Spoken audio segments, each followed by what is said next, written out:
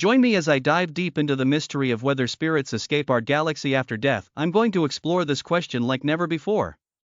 The concept of spirits and the afterlife has fascinated humans for centuries, and it's easy to see why. The idea that there's more to us than just our physical bodies, that there's some kind of consciousness that continues on after we pass away, is a tantalizing one.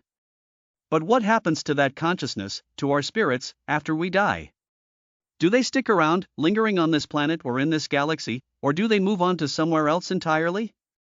The challenge of understanding what happens to consciousness or spirits after death is a daunting one.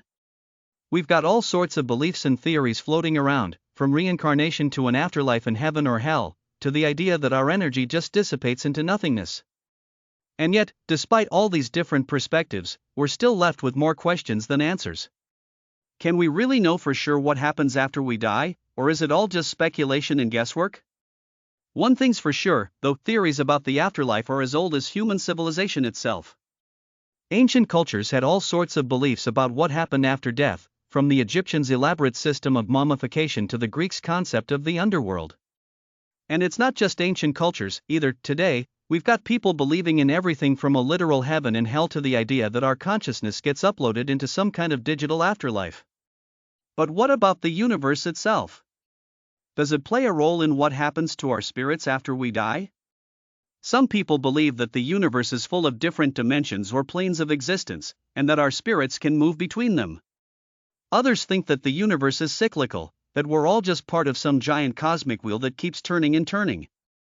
And then there are those who think that the universe is basically a giant simulator, and that our consciousness is just a program running on some kind of cosmic computer.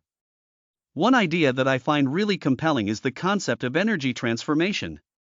The idea is that, when we die, our energy, our spirit, our consciousness, whatever you want to call it, gets transformed into something else.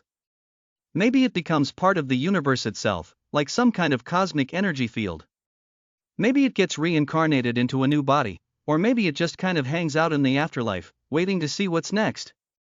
Whatever the specifics, the idea is that our energy doesn't just disappear, it gets transformed, changed into something new and different.